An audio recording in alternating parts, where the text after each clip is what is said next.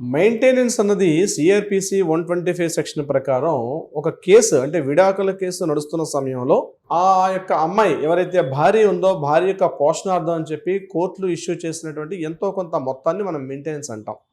ఇది మనకి సిఆర్పిసి 125 ప్రకారం వచ్చే అవకాశం ఉంటుంది.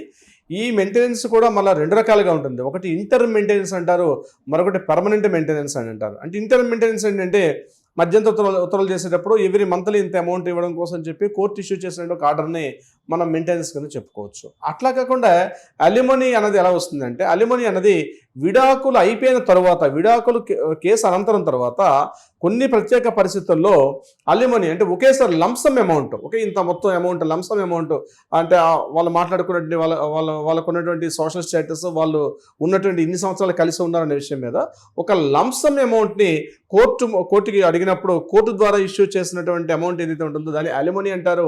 అది ఎంతైనా ఉండొచ్చు. ఇది మనకి హిందూ మ్యారేజ్ యాక్ట్ ప్రకారం సెక్షన్ 25 ప్రకారం ఇది మనకి అలిమనీ వస్తుంది. సో మెయింటెనెన్స్ అన్నది పర్మనెంట్ ఉండదు, ఇంటర్ మెయింటెనెన్స్ కావచ్చు, మంత్లీ రకంగా ఉంటుంది. కానీ అలిమనీ అనేది లంసమ్ అమౌంట్ ఉంటుంది, అది ఒకేసారి ఇచ్చే అవకాశం కూడా ఉంటుంది. ఆఫ్టర్ డివోర్స్ తర్వాత మాత్రం ఇచ్చేది అలిమనీ.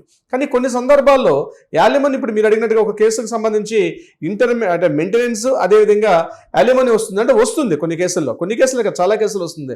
అంటే విడాకుల కేసు రన్నింగ్లో ఉన్న సందర్భంలో ఆ అమ్మాయికి భార్యకు ఇచ్చినటువంటి అమౌంట్ మొత్తం ఏదైతే ఉంటుందో, అమౌంట్ ఏదైతే ఉందో అది మంత్లీ మెయింటెనెన్స్ ఇవ్వమని చెప్పి కోర్టు ఆర్డర్ చేస్తుంది.